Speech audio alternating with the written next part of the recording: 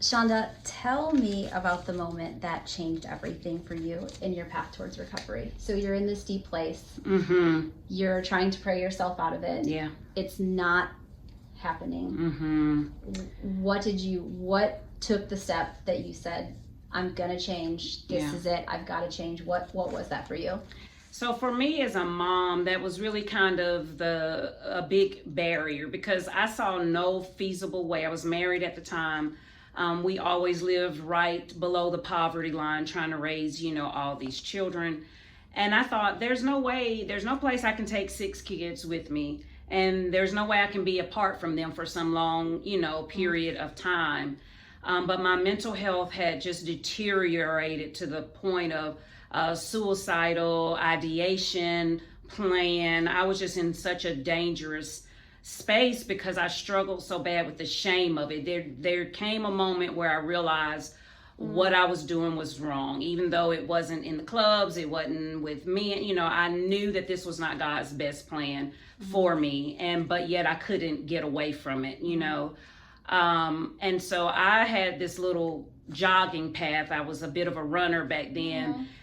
And I would literally hear this story in my head of how I could just trip up. A lot of 18-wheelers came down that main street here in Athens, and that was going to be the story. I didn't want but then I was scared. My children went to school within walking distance of my home, and I didn't want the kids to find me. I mean, it was just such a dark, dark place. Yeah. But I was watching TV one day, and I used to follow this pastor in Gainesville, Florida, Georgia.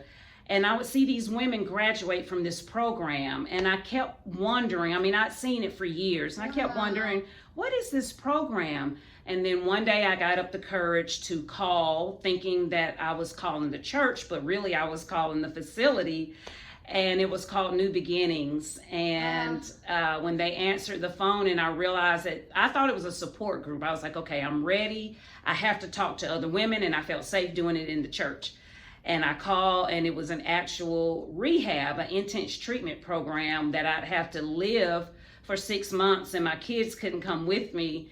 And I started immediately trying to talk to the person who answered the phone and convince them why I'm not that type of addict. Like, I do not need this level of care. Like, I was talking like that quick. I mean, when it became like a possibility, I started backpedaling really, really fast. Yeah.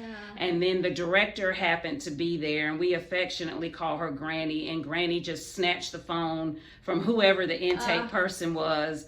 And she was like, dear, she wanted to know how often am I using. I went through all of that. And then she said, if there's anything that is controlling your life and is above God in that role, you might want to take a look at that. And she invited me to and then I was like, I have nowhere to send my 4-year-old. She's like, bring him with you and come out here so I can meet you face to face. And I did that like the next day. And then she gave me 48 hours to get there. She'd give away my bed. Wow. So it was a quick turnaround. It wasn't like a year that you sat on it. Yeah, there was no time, because, when I think about spiritual matters and this war between light and darkness, that was my freedom card. Getting there was it flung open the doors to freedom in so many areas of my life. So the moment I had that phone call, it was just the war began. I called 3 of my really good friends, put myself on suicide watch because I literally didn't know that I'd live through that 48 hours to make it there once I made the commitment. And then we figured out a plan to split the kid. The baby went to the friend, my daughter went part-time back and forth, and I rolled up on that property. I didn't hear that part in your story. Yeah.